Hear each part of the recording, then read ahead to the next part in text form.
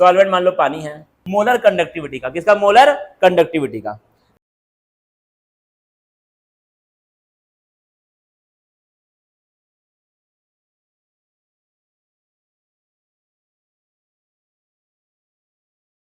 हम देखेंगे हमारा आज का जो टॉपिक है वो कुछ इस प्रकार है, तो इसमें देखते रहना, कुछ अगर वैसे होगा खराब हो तो बता देना, ठीक है, क्योंकि ये एक एक्सपेरिमेंट है।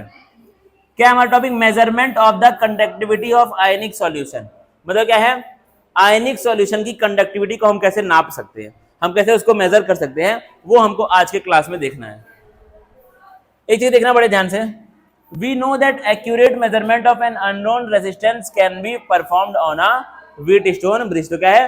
व्हीटस्टोन ब्रिज के हेल्प से हम लोग किसी भी अननोन रेजिस्टेंस को फाइंड कर सकते हैं। अगर बाकी तीन हमको पता है और वो क्या है? बैलेंस्ड व्हीटस्टोन ब्रिज है, तो हम लोग चौथे को पता कर सकते हैं। देना बड़े ध्यान से। However, for measuring the resistance of an ionic solution, we face two problem। तो क्या है? जब हम लोग रेजिस्टेंस मेजर करते हैं तो हमको वहां पे दो दिक्कतें आती हैं। क्या हुआ? ले लो, दो दिक्कतें आती हैं। पहला क्या है? Passing direct current DC changes the composition of solution. तो क्या अगर हम लोग डीसी वहां से पास करेंगे तो क्या होगा? जो आपकी कंपोजिशन है, मतलब जो सॉल्यूशन जिन चीजों से बना है वो क्या हो जाएगा? आपका चेंज। कैसे हो जाएगा? ये आप लोग पढ़ेंगे फिजिक्स में, ठीक है। डीसी करंट के बारे में तुम लोग पढ़ोगे फिजिक्स में तो उसको समझोगे, वो मेरा हेडेक नहीं है। तुम्हारा पॉइंट क्या है? अगर यहाँ से हम लोग डीसी करंट पास करेंगे तो हम लोग क्या है? कंपोजिशन जो है वो सॉल्यूशन का चेंज हो जाएगा। ये क्या है? तुम्हारी पहली दिक्कत है। मतलब क्या है? जब हम लोग रेजिस्टेंस मेजर करते हैं तो हमारे पास दो दिक्कतें आती हैं। पहली क्या दिक्कत थी? डीसी करंट वाली। अगर डीसी पास करोगे तो क्या हो जाएगा? सॉल्यूशन का कंपोजिशन चेंज हो जाएगा। दूसरा देखो दिक्कत क्या है। दूसरा क्या है? Secondly, a solution can not be connected to bridge like a metallic wire और अदर सॉलिड कंडक्टर। तो क्या हम लोग डायरेक्ट मेटेलिक वायर से इसको कनेक्ट नहीं कर सकते। दूसरी प्रॉब्लम क्या है? मेटेलिक वायर से डायरेक्ट कनेक्ट नहीं कर सकते।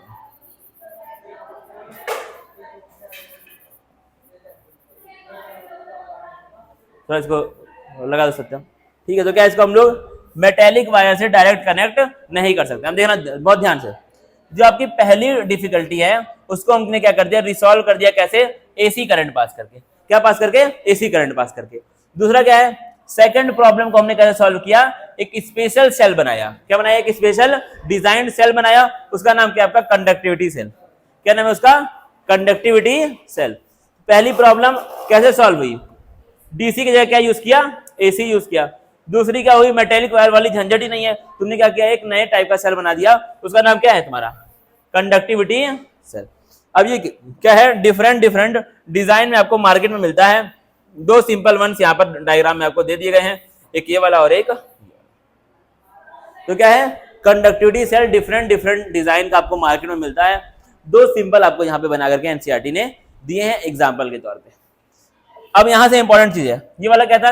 ये सब कहानी थी, ठीक है। लेकिन कहानी में जो इंपॉर्टेंट था वो ये चीज था कि रेजिस्टेंस मेजर करने में क्या दिक्कत आ रही है और उन दिक्कत को कैसे ओवरकम किया जा रहा है।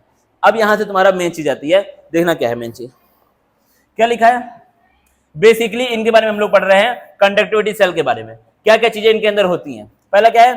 It consist of 2 platinum electrodes coated with platinum black. मतलब क्या होता है इसका? Finally divided metallic platinum is deposited on the electrodes electrochemical. तो क्या है इसके अंदर? क्या होते हैं? दो इलेक्ट्रोड्स होते हैं, किसके बने? प्लेटिनम के बने हुए, और उनके अंदर कोटिंग की जाती है किसकी? प्लेटिनम ब्लैक की। प्लेटिनम ब्लैक क्या चीज है? ये क्या आपका प्लेटिनम मेटल को बहुत छोटे छोटे पार्ट्स में डिवाइड कर दिया गया। फाइनली डिवाइड मतलब क्या होता है? फाइनली मतलब क्या होता है? बहुत फाइन पार्ट्स हैं, बहुत छोटे छोटे एकदम, ठीक है, ट्रेसेस बोल सकते हैं उसको हम लोग। अब क्या लिखा है? These have an area of cross section equal to A and are separated by distance L। तो क्या है? इलेक्ट्रोड्स का जो क्या है एरिया ऑफ क्रॉस सेक्शन, उसको हम लोग क्या बोल रहे हैं? कैपिटल ए बोल रहे हैं, और दोनों के बीच में जो डिस्टेंस है उसको हम लोग क्या बोल रहे हैं? एल बोल रहे हैं। फिर क्या लिखा है आपका? Therefore, solution confined between these electrodes is a column of length L and area of cross section। तो क्या आपका जो एरिया है उसको मैंने क्या बोला? कैपिटल ए बोला, और जो लेंथ है उसको मैंने क्या बोला? Capital L. देखना भाई, हम लोग ये सब पढ़ते हैं फिजिक्स में। द रेजिस्टेंस का क्या जाएगा formula? R is equal to rho l upon a. Rho को हम लोग क्या लिख सकते हैं? 1 अपॉन कप्पा, तो क्या हो जाएगा 1 बाई के एल अपॉन ए भी लिख सकते हैं। रो का क्या होता है उल्टा, रो मतलब क्या है यहाँ पे कंडक्टिविटी है, तो उसका क्या हो जाएगा उल्टा रेसिस्टिविटी। रेसिस्टिविटी का मतलब क्या होता है कप्पा होता है। फिर क्या लिखा है देखो बड़े ध्यान देखना, the quantity L by A is called cell constant. Denote कैसे करते हैं जी स्टार, कैसे जी स्टार या फिर जी डैश बोल सकते हैं। तो क्या है जो एल अपॉन ए है इसका मतलब क्या है सेल कांस्टेंट। याद रखना सवाल आते हैं सेल कांस्टेंट के ऊपर। एल अपॉन ए क्या आपका सेल कांस्टेंट है, उसका आपका सिंबल क्या है जी स्टार या फिर जी नॉट जी डैश कुछ भी बोल सकते हो, ठीक है। अब अगर इसका हम लोग क्या निकाले यूनिट निकाले तो क्या हो जाएगा मीटर अपॉन मीटर स्क्वायर, क्या हो जाएगा मीटर इनवर्स। मीटर इनवर्स जाएगा, जाहिर सी बातें हैं ये सब। अब देखना और क्या लिखा है इसके अंदर, क्या लिखा है it depends on the distance between the electrodes and their area of cross section. Dimension क्या जाएगा इसका लेंथ इनवर्स, क्या जाएगा डायमेंशन। अब यूनिट एंड डायमेंशन आपने पढ़ा होगा मुझे ऐसा उम्मीद है, तो यहाँ इसको हम लोग लिख सकते हैं लेंथ है और नीचे क्या आपका एरिया है। ये तो ठीक है, लेंथ के लिए हम लोग क्या लिखते हैं कैपिटल एल, और एरिया को हम लोग क्या लिख सकते हैं एल स्क्वायर, यानी कि एल एल और एल, ये वाला एल ये वाला एल कट जाएगा तो क्या बचेगा एल इनवर्स बचेगा। तो यही क्या है उसका डायमेंशन है, यही क्या है उसका डायमेंशन है किसका सेल कांस्टेंट का। याद रखना तुमसे एग्जाम में अगर एनसीईआरटी में दिया है इसका मतलब इसका डायमेंशन पूछ सकता है। एनसीईआरटी में जितने भी शब्द दिए हैं वो शब्द आपके एग्जाम में आ सकते हैं, तो यानी कि तुमसे ऐसा चांसेस है कि ये पूछ लेगा कि सेल कांस्टेंट का डायमेंशन बताओ। या तो तुम याद कर लो या फिर तुम वहां पे निकाल सकते हो। अगर तुमको फॉर्मूला पता है तो तुम वहां पे निकाल सकते हो, अगर नहीं पता तो तुमको याद करना पड़ेगा, ठीक है। फिर क्या लिखा है and can be calculated if we know l and a. अगर तुमको एल और ए मालूम है तो तुम सेल कांस्टेंट को फाइंड कर सकते हो। समझ आ रहा है कि नहीं सत्यम? अगर आपको लेंथ पता है और क्या पता है एरिया पता है तो आप जी डैश को फाइंड कर सकते हैं कि वही फॉर्मूले में ही आते हैं दोनों। फिर क्या लिखा देखो measurement of L and A is not only inconvenient but also unreliable. मतलब क्या है एल और ए को मेजर करना एक तो क्या है इनकन्वीनियंट है, मतलब लोग आसानी से उसको मेजर नहीं कर पाते हैं और उसके ऊपर हम लोग रिलाई भी नहीं कर सकते। क्योंकि क्या है इलेक्ट्रोड का अगर इसको हम लोग चला देंगे सेल को तो क्या होगा इसका जो क्या होता है एरिया होता है वो लगातार चेंज होता रहता, तो इसके ऊपर हम लोग रिलाई कंप्लीटली नहीं कर सकते। ये क्या होता है एक होता है एनोड और एक क्या होता है कैथोड। हमने पढ़ा था इलेक्ट्रोकेमिकल सेल, किसकी थिकनेस बढ़ती है और किसकी कम होती है थोड़ा बताना मुझे। एनोड की थिकनेस कम होती है या फिर बढ़ती है इलेक्ट्रोकेमिकल सेल में, सत्य बताओ किसकी, और कैथोड की। ठीक है, तो क्या है इन लोगों की थिकनेस हमेशा कम या फिर ज्यादा होती रहती है, इसलिए क्या इसके ऊपर हम लोग रिलाई नहीं कर सकते। अब देखना और बैठ जाओ। फिर क्या लिखा है the cell constant is usually determined by measuring the resistance of the cell containing a solution whose conductivity is already known. तो क्या है सेल कांस्टेंट का दूसरा फॉर्मूला, सेल कांस्टेंट का दूसरा फॉर्मूला। ये फॉर्मूला क्यों आया क्योंकि इस फॉर्मूले पे हम लोग रिलाई नहीं कर सकते, ठीक है। इस फॉर्मूले पे हम लोग रिलाई हमेशा नहीं कर सकते, इसलिए नया फॉर्मूला आया। नया फॉर्मूला क्या है कैसे हम लोग इसको, अगर आपको रेजिस्टेंस पता है और जो सॉल्यूशन है उसकी कंडक्टिविटी पता है तो आप लोग इसको फाइंड कर सकते हैं आर कप्पा वाले फॉर्मूले से। देना बड़े ध्यान से। For this purpose we generally use KCl solution whose conductivity is known accurately at various concentration and at different temperature. The cell constant G star is then given by the equation. Equation आपका यहाँ पर लिखा हुआ है। अब यहाँ पे दिया हुआ है कंडक्टिविटी किसका KCl सॉल्यूशन का डिफरेंट कंसंट्रेशन पे आपका कंडक्टिविटी दी हुई है। अब देना क्या लिखा है once the cell constant is determined we can use it for measuring the resistance or the conductivity of any solution. The setup for the measurement of resistance is shown in figure 2.5. इस तरीके से हम लोग उसको find कर सकते हैं। इसके बारे में हमने कल पढ़ा था, अगर आपको याद है तो पढ़ा था ना भाई, इसको याद था कल पढ़ा था इसको नोट्स में मेरे, सेम चीज है दोनों। फिर क्या लिखा है These days inexpensive conductivity meters are available which can directly read the conductance or resistance of the solution in the conductivity cell. Once the cell constant and the resistance of the solution in the cell is determined, the conductivity of the solution is given by the equation. उसी equation को change कर दिया, अभी हमने क्या पढ़ा था, are into kappa पढ़ा था। आर क्या रेजिस्टेंस है और जी स्टार क्या है, सेल कांस्टेंट। अब मान लो तुमको क्या पता है, सेल कांस्टेंट पता है और रेजिस्टेंस पता है, तो तुम कप्पा को फाइंड कर सकते हो। कैसे, जी डैश अपॉन आर कर दो, सिंपल बात है। फॉर्मूले में हम लोग खेल रहे हैं, देखना भाई यहां पर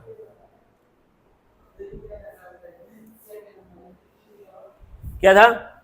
अभी हमने क्या पढ़ा, सेल कांस्टेंट का फॉर्मूला क्या था, फॉर्मूला आर इंटू कप्पा। अब मान लो तुमको ये पता था, ये पता था, तो तुम ये निकाल देते, ठीक है। अब मान लो तुमको ये पता है और ये पता है, तो तुम इसको फाइंड कर सकते हो। फॉर्मूले में तो चेंज करना है, ठीक है। वही चीज वहां पे एनसीईआरटी में घुमा फिरा करके लिखी हुई है, देखना फिर क्या लिखा है। The conductivity of solutions of different electrolytes in the same solvent at a given temperature differs due to charge and size of ion in which they dissociate। मतलब क्या है, जो कंडक्टिविटी होती है किसी भी सॉल्यूशन की, किसी भी इलेक्ट्रोलाइट की, डिफर करती है एक सेम सॉल्वेंट के अंदर ही। मतलब क्या है, मान के चलो सॉल्वेंट सेम है और आप क्या चेंज कर रहे हैं, इलेक्ट्रोलाइट चेंज कर रहे हैं। मान लो कि आपका जो सॉल्वेंट है हर बार पानी है, सॉल्वेंट क्या है तुम्हारे पास, हर बार पानी है, लेकिन तुम क्या चेंज कर रहे हो, इलेक्ट्रोलाइट चेंज कर रहे हो। यहां तुमने क्या डाल दिया, KCl डाल दिया, यहां तुमने डाल दिया NaCl, यहां तुमने डाल दिया CuSO4। इलेक्ट्रोलाइट क्या कर रहे हैं हम लोग, बार बार चेंज कर रहे हैं। अब क्या होगी, इसकी कंडक्टिविटी डिपेंड करेगी, जो इसके अंदर ये जाएगा, टूटेगा किसमें, K+ में और Cl- में। तो इन आयंस के साइज पे डिपेंड करेगी इसकी कंडक्टिविटी। इन इलेक्ट्रोलाइट्स की कंडक्टिविटी उनके जो आयंस बनेंगे उनके साइज पे डिपेंड करेगी। मतलब क्या है, अगर सॉल्वेंट सेम भी है तो भी क्या है, कंडक्टिविटी डिफरेंट इलेक्ट्रोलाइट्स की डिफरेंट होती है। एक पार्टिकुलर, देखना मेरी बात को ध्यान से सुनना, एक पार्टिकुलर टेम्परेचर पे अगर सॉल्वेंट सेम है तो भी डिफरेंट इलेक्ट्रोलाइट्स की कंडक्टिविटी क्या होती है, डिफरेंट होती है। सिंपल बात है, इसको लिख लो अपने कॉपी में, हिंदी में लिखना। सेम सॉल्वेंट, अगर सॉल्वेंट सेम है, लिखो अगर सॉल्वेंट सेम है, अगर सॉल्वेंट सेम है तो सेम टेम्परेचर पे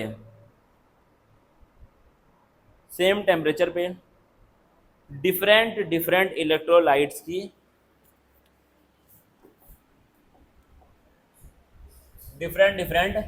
इलेक्ट्रोलाइट्स की कंडक्टिविटी क्या होगी, डिफरेंट होगी।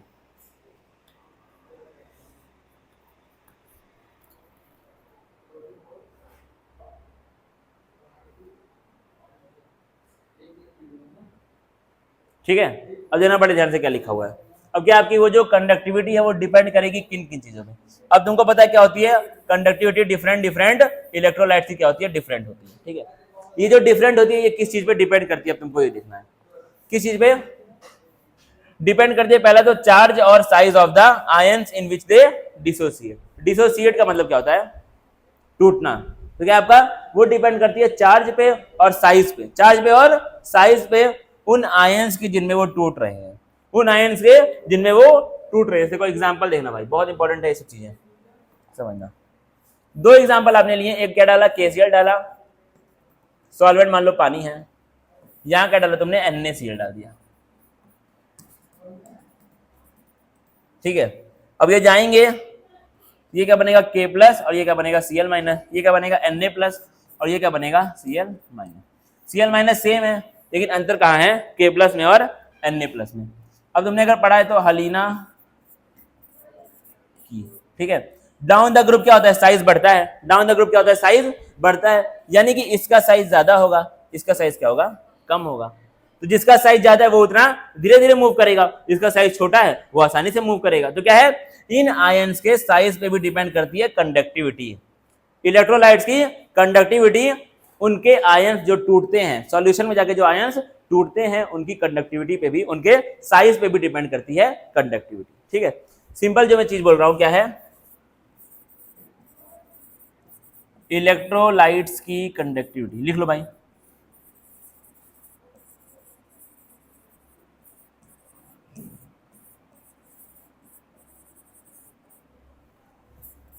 डिपेंड करती है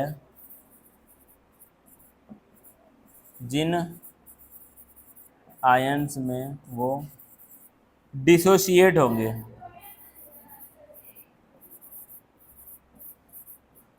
या फिर टूटेंगे सॉल्यूशन में जाके या फिर सॉल्वेंट में जाके।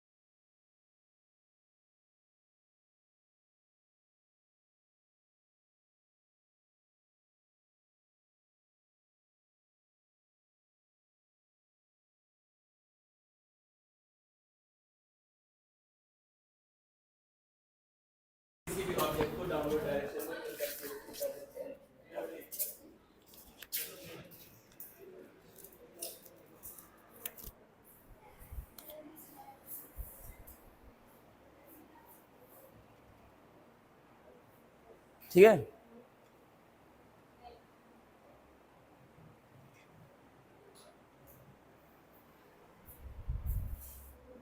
ठीक है, ये हमने इसको लिख लिया।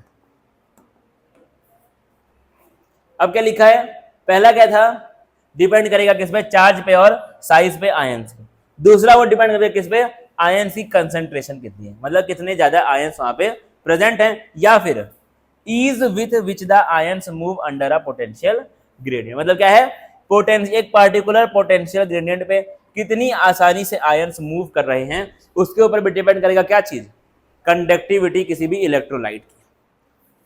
It therefore becomes necessary to define a physical more meaningful quantity. तो क्या है, कंडक्टिविटी क्या थी, कंडक्टिविटी क्या थी, बहुत सारी डिफरेंट डिफरेंट चीजों पे डिपेंड कर रही थी, इसलिए क्या किया हमने, एक नई क्वांटिटी निकाली जो थोड़ा और ज्यादा मीनिंगफुल है, जो ज्यादा फ्लक्चुएट नहीं होती है, उसको हम लोग क्या बोल रहे हैं, मोलर कंडक्टिविटी। क्या बोल रहे हैं उसको हम लोग, मोलर कंडक्टिविटी। उसका सिंबल क्या है, लैम्डा है। क्या है, लैम्डा एम। लैम्डा तुमने पढ़ा होगा एटॉमिक स्ट्रक्चर में, ये क्या है तुम्हारा lambda M. It is related to the conductivity of the solution by the equation. Molar conductivity का फॉर्मूला क्या होता है, kappa upon concentration, kappa upon concentration. Concentration का मतलब क्या होता है, मोलैरिटी। क्या होता है, मोलैरिटी। अब क्या है, in the above equation if kappa is expressed in siemens metre inverse and the concentration is, अधीना भाई इसको ज्ञान दे दिया, क्या है लैम्डा एम का आपका, lambda M kappa upon, kappa upon concentration. ठीक है, कप्पा अपॉन कंसन। सत्यम भाई क्या हुआ, कुछ दिक्कत है तुमको, अगर आपका ये सब वो वाला मत करो काम, ठीक है, मूड उड, अगर आप एकदम खुशी के साथ ही बैठे जैसे आप रोज बैठते थे, आपके घर पे कॉल जाए चाहे कुछ भी, आपको बैठना है एकदम अच्छे से ही, ठीक है, क्योंकि वो गलती मेरी नहीं है, तुम्हारे घर पे कॉल जा रहा है, तुम पढ़ नहीं रहे हो, ये मेरी नहीं गलती है, ठीक है, मेरा काम मैं कर रहा हूँ ईमानदारी से, नहीं उसके बाद से तुम्हारा मूड ऑफ हुआ जब मैंने तुमको डांटा है। अगर तुमको मेरे डांटने पे हर्ट हो रहा है बहुत ज्यादा अंदर तक, अगर तुम्हारे अंदर बहुत ज्यादा भरा हुआ है अंदर से कि भाई डांट दिया, अब देखो कैसे डांट दिया, मैं हो गया हूँ 20 साल का, इस उम्र में कैसे डांट खा लिया, वो वाला काम मत करो मेरे साथ, ठीक है। अगर आप दुखी होकर बैठेंगे या फिर मुंह बना के बैठेंगे तो मैं ये नहीं होगा कि तुम्हारे गाल पे कुछ कारण हुआ, कह रहे रो रहा है मेरा बच्चा, हालत खराब हो गई, वो वाला काम मत करो यार। तुम्हारा, तुम नहीं पढ़ोगे घर पे कॉल ऑब्वियसली जाएगा, तुमको डांट खाने को मिलेगा। अगर आप मुझसे प्यार पाएंगे तो आप मुझसे डांट भी पाएंगे भाई, दोनों चीज आपको पानी पड़ेगी। अगर तुम यहाँ पे ये मान के बैठ रहे हो कि तुम पढ़ रहे हो टीचर से, पढ़ ही नहीं पाओगे। आपको हमेशा ये मान करके बैठना है कि यहाँ पर आपका भाई आपको पढ़ा रहा है। समझ रहे हो बात को? ये क्या है तुम्हारा कप्पा अपॉन, ये क्या है नॉर्मल फॉर्मूला आपका किसका, मोलर कंडक्टिविटी का। किसका? मोलर कंडक्टिविटी का।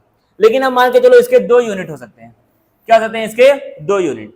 एक क्या हो सकता है तुम्हारा साइमन मीटर इनवर्स, और एक क्या साइमन सेंटीमीटर इनवर्स। मीटर या फिर सेंटीमीटर इनवर्स। अब तुमने अगर पढ़ा होगा अपने लाइफ में कभी, तो 1 लीटर का मतलब क्या होता है?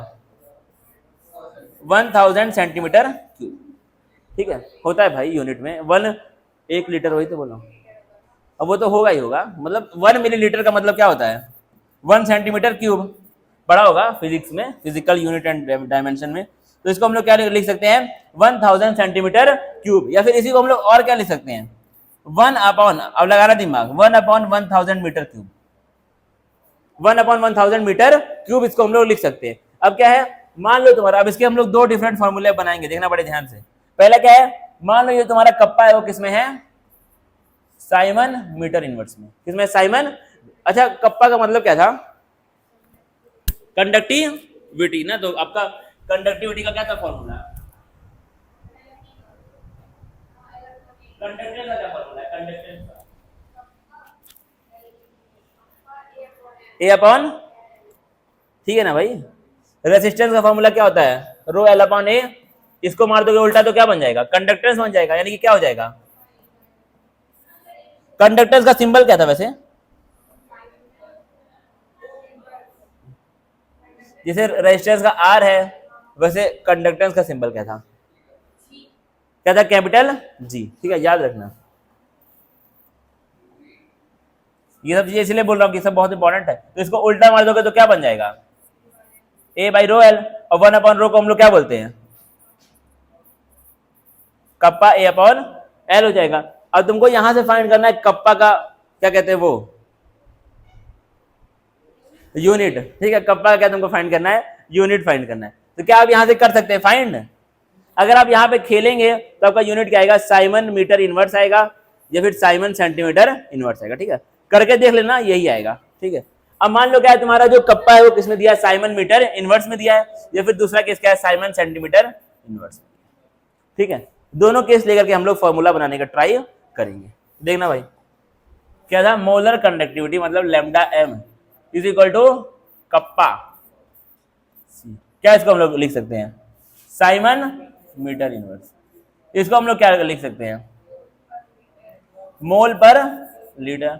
मतलब नीचे आएगा तो यहाँ पे मैं लिख दे रहा हूँ लीटर। अब ये क्या है? मीटर में है, यानी कि इसको मैं क्या, लीटर को क्या लिख सकता हूँ? 1 अपॉन 1000 मीटर क्यूब। क्योंकि यहाँ मैंने क्या लिखा था? 1 litre is equal to 1 upon 1000 metre cube. तो इसलिए मैं इसको वहां पे पुट कर रहा हूँ। ठीक है, देखना बड़े ध्यान से।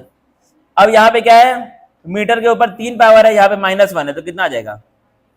-2 आ जाएगा। नीचे मोल है ही, 2 आ जाएगा। और क्या आ जाएगा? मोल इनवर्स हो जाएगा। ये किसका आ गया? लैम्डा एम का यूनिट आ गया। कब? जब क्या हो? कप्पा किसमें हो? साइमन मीटर इनवर्स में हो। जब क्या हो? कप्पा साइमन मीटर इनवर्स में हो। यहाँ पे मेक श्योर करना कि कप्पा क्या है? साइमन मीटर इनवर्स में। अब एनसीईआरटी में जो दिया है डायरेक्टली आपका ये यूनिट दे दिया है। कैसे आया वो एनसीईआरटी के बुक ने नहीं बताया। तो तुम अगर यूनिट एंड डायमेंशन के जानकार हो तो उसी हिसाब से आप उसको कुछ गणित इसको लिख लो।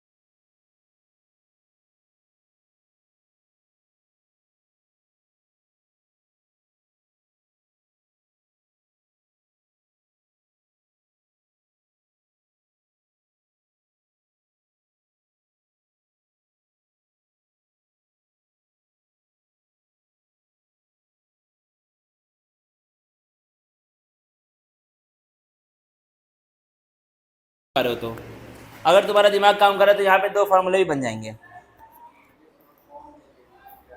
कौन है?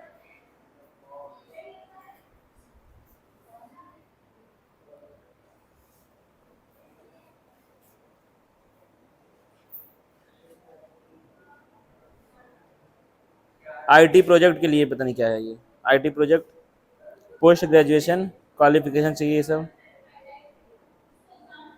आई will given to our time for the counselling. ये कहाँ का है? ये कौन दिया तुमको? इसमें डिक्लेरेशन का स्पेलिंग नहीं सही है, ग्रामेटिकल मिस्टेक्स इसमें के अंदर हैं। उसके बाद जहाँ पे कैपिटल एम होना चाहिए वहाँ स्मॉल एम है, इसका मतलब ये आपका वैसे भी क्या कहते हैं, ऑथेंटिक नहीं है। तुमने मुझे फॉर्म दिया, मैं तुमको ये दूंगा नहीं, मैं तो फिर मैंने उसको निकाल के दिया, आपने अभी तुरंत फोटो खींचाऊं। क्या इसका फॉर्मूला आपको पता चला? दो डिफरेंट फॉर्मूले हैं। एक बार गैस करो क्या क्या बन सकते हैं दो डिफरेंट फॉर्मूले।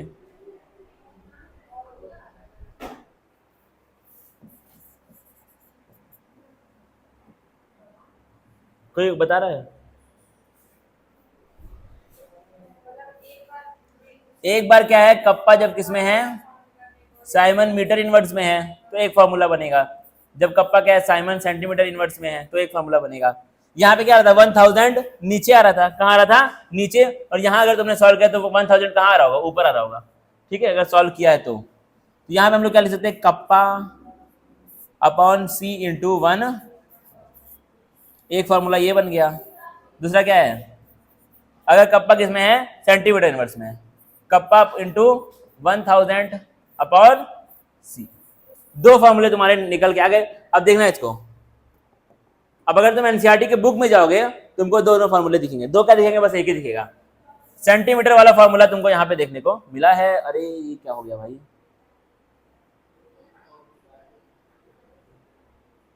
तो घोटाला वोटाला ऐसे कुछ लग रहा है। क्या तुम्हें लगता है कि ये सही दिया है एनसीईआरटी में? मीटर स्क्वायर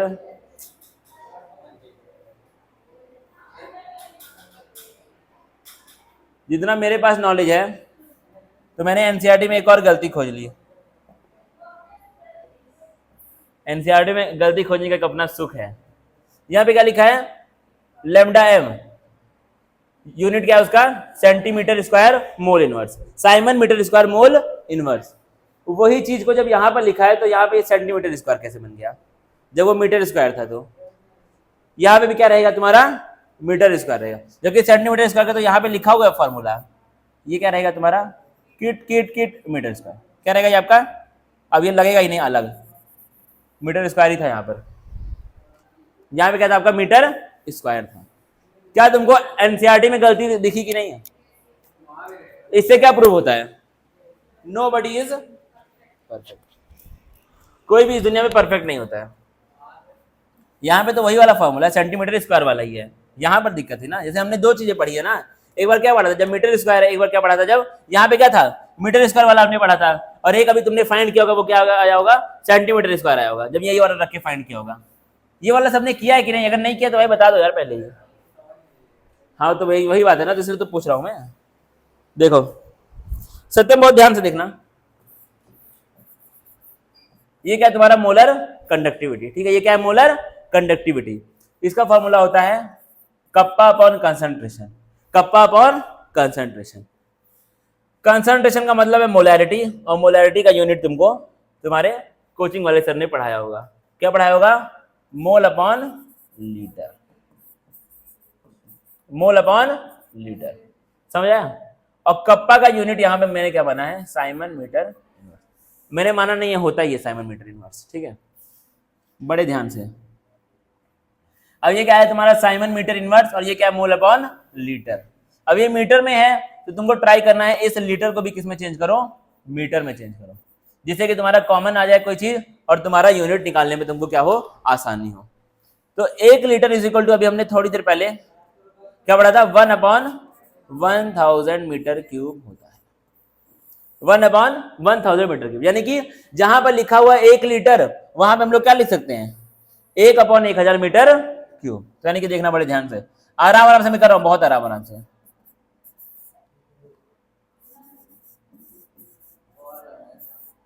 क्या हुआ? क्या नाम है?